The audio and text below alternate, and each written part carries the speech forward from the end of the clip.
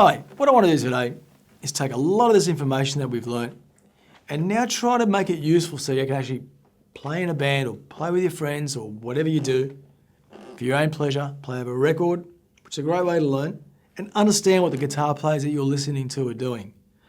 So, what I want to do today is take a major scale, turn it into a minor scale, turn it into a minor pentatonic, turn it into a blues scale. And if I can get that far, you've gone a long way into actually being able to improvise.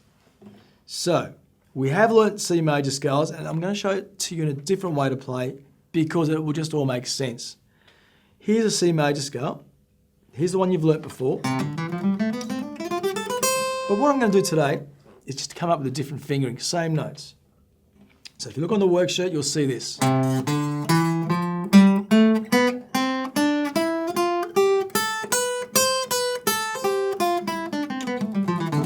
Okay, that's a C major scale. Now, every major scale has what they call a relative minor scale.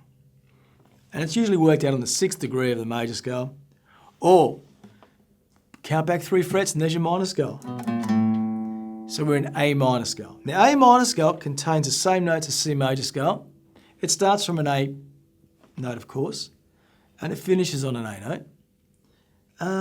It's got a sadder sound because you're starting on a 6th degree, and the fingering is perfect for guitar players. So there's our C major scale. We go back 3 frets or 2 notes. We have the same notes.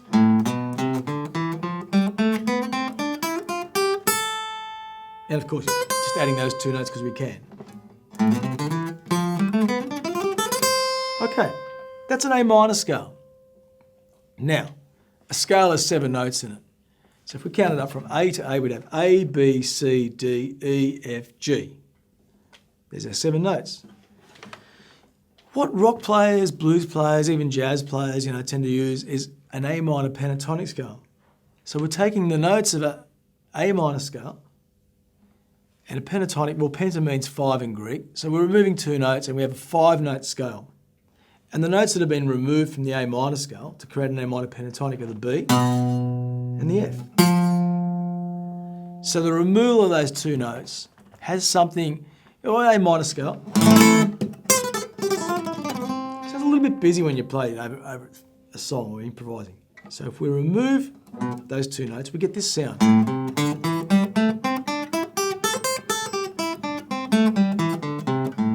Now, if you look on the worksheet, it's quite an easy fingering. You can be tearing up and down the fretboard before you know it because it's just easy. Let's try it again slowly. 3, 4.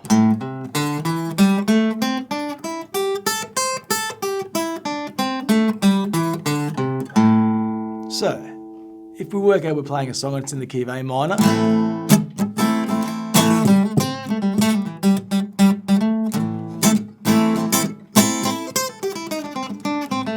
aha, I added an extra note there. So that brings me to the next scale. The A minor scale, the A minor pentatonic scale, it's quite an exciting scale. But there's a note that's been introduced over the years. I don't know when it started, probably from the black people in the 1920s and that. And it's a flat note, it's a flat 5. And it's quite a sad note, it's a good passing note. It's out of key, but it just sounds great. And in this case, it's the E flat. And here's the fingering, if you look on the worksheet, here's the fingering for that scale, the A blues scale. There's a note that I'm adding.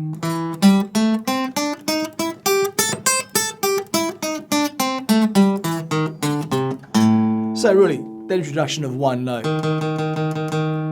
is the blues sound, or a big part of it. Now, it's also one of those notes that you have to be careful. You wouldn't start a solo if you're playing over A minor. You wouldn't start a solo.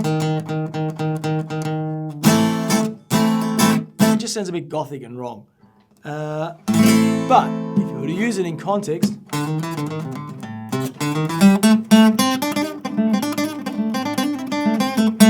there we go.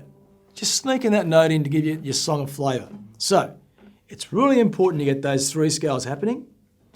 And I suppose in the beginning, you can only use one of those scales, one at a time. But as you get more advanced, you can start playing notes from the A minor scale, from the blues scale, and just pentatonic scale, and just make it sound like they're all a part of each other. For instance, purely pentatonic. blues. And if you add some minor notes. And that's it. So, I hope you're enjoying these lessons, learning how to improvise now. You've come a long way from the first lesson, and just keep practicing, and I hope to see you real soon. See you for now.